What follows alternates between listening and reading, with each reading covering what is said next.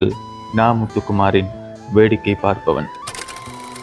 இவனுக்கு நன்றாக ஞாபகம் இருக்கிறது. அன்று காலை அம்மா இவனை எழுப்பினாள், பல் தேய்த்து விட்டாள், குளிப்பாட்டினாள், உணவூட்டினாள். இவனை பள்ளிக்கு அழைத்து செல்லும் மாட்டு வண்டியில் ஏற்றி அமர வைத்து கையாட்டினாள். மதிய உணவு இடைவேளையில் இவனுக்கு பிடிக்காத கீரை சாதத்தை திறந்து பார்த்து பசியோடு அந்த டிஃபன் பாக்ஸை இவன் மூடிய நேரத்தில் செத்தும் போனான். உங்க அம்மா செத்துட்டாங்க, உன்னை கூட்டிட்டு போக ஆள் வந்திருக்கு, ஸ்கூல் ஆயா வந்து சொன்னபோது இவனுக்கு சந்தோஷமாக இருந்தது. மேக்ஸ் ஹோம்ஒர்க்கை இவன் செய்யவில்லை. அடுத்த பீரியடின் அடியிலிருந்து இவன் தப்பித்து கொண்டதாக நினைத்தான். இவனை விட்டு தள்ளி நின்று இவன் வாழ்க்கை இவனை வேடிக்கை பார்த்து கொண்டிருப்பதை இவன் அறியவில்லை.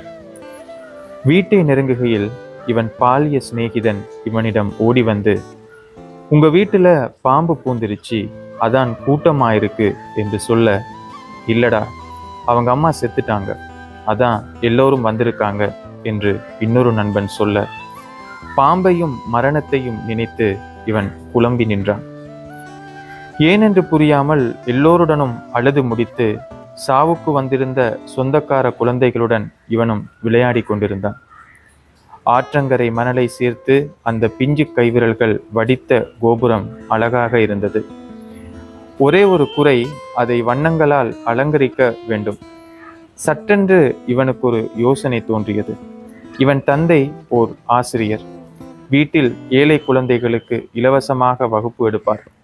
அதனால் இவன் வீட்டில் கலர் கலராக சாக் பீஸுகள் இருக்கும். வேகமாக வீட்டுக்கு ஓடினான்.